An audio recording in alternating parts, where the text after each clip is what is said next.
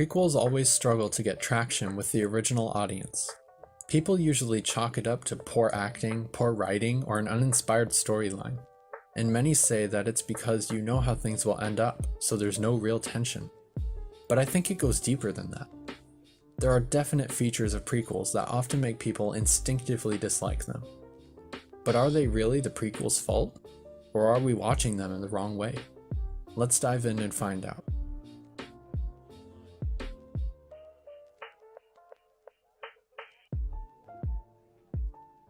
When people watch prequels, the reaction is a natural one. You've already grown accustomed to the original story and characters. If you care to watch the prequels, you're probably already heavily invested in the original. Prequels often get a bad rep, and it's largely undeserved.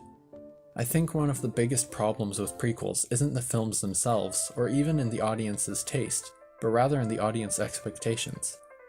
Watching a prequel series properly takes effort, especially if the prequels span multiple movies or shows, and that's something people don't usually like. There's a trend of hating prequels in the beginning, but loving them, or at least tolerating them, by the end. This is easy enough for standalone prequels, like The Temple of Doom or Monsters University, because no matter how much trepidation the audience may have at the start, by the end of the film you can be assured that they'll connect the characters on screen with the original story they already love. But what about longer form prequels? In that case, it's usually the final movie or final season that people love after a rocky beginning. For example, the general consensus online is that the Star Trek prequel Enterprise is mostly just weak fluff, but that the final season is its best. You see this in the infamous Star Wars prequels too, where many people hated the start but warmed up to it by the final film, Revenge of the Sith. This even happened with spin-off prequel TV shows like The Clone Wars, where again, fan reception was cold at first but significantly warmed up by the final season. But it doesn't have to be this way. I think I know why it is though. Watching a prequel through the eyes of someone who likes the original guides your focus throughout the movie. It's natural to search for the connections and the inconsistencies, watching it to see how well it will work its way into the original, and if it will manage to do that in an effective way that actually brings something new. And that's an okay way to watch prequels, but it's not the best way. To learn the best way, you have to think chronologically. In my experience, I'd say that the best way to watch or read any story with prequels is in chronological order, or at least thinking of the prequels as their own unique story, which will maybe eventually lead into the originals. People who love the originals tend to disagree with this, saying that doing it that way would ruin the magic and mystery of the original films or books or series, and that it wouldn't make sense anyway because you wouldn't understand all the references in the prequels. They assume that their experience with the media was best because it was good for them, but there's actually a better way.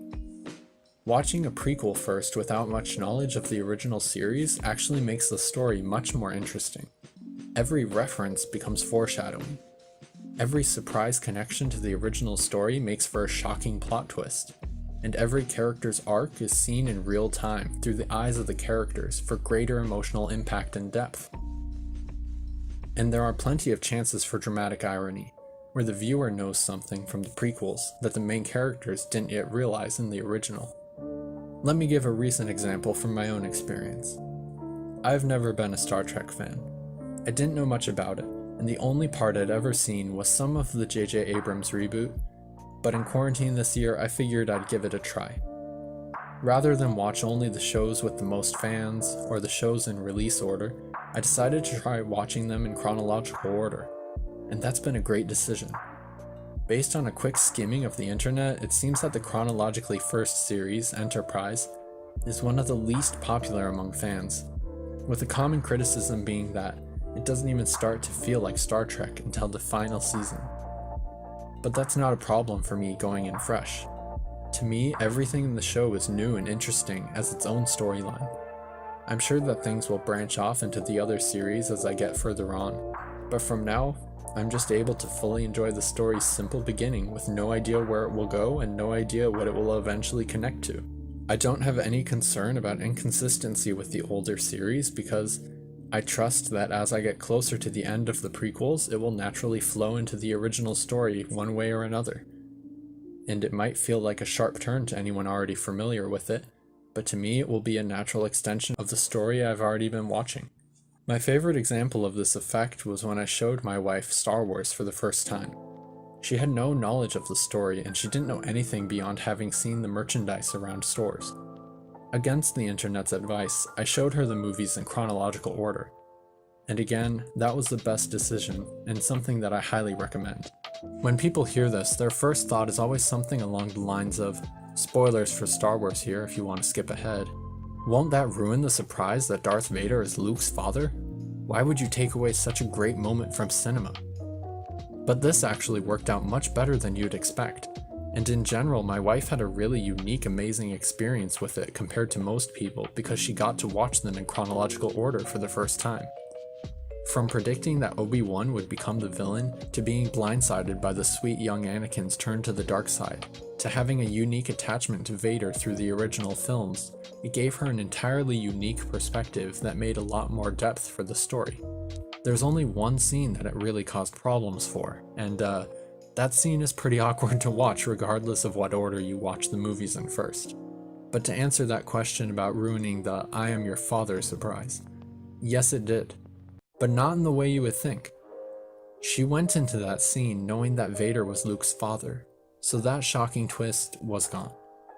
But it was replaced with something arguably better. Throughout the entire battle between Luke and Vader, she was on the edge of her seat, worried about them hurting each other since she knew that they were family.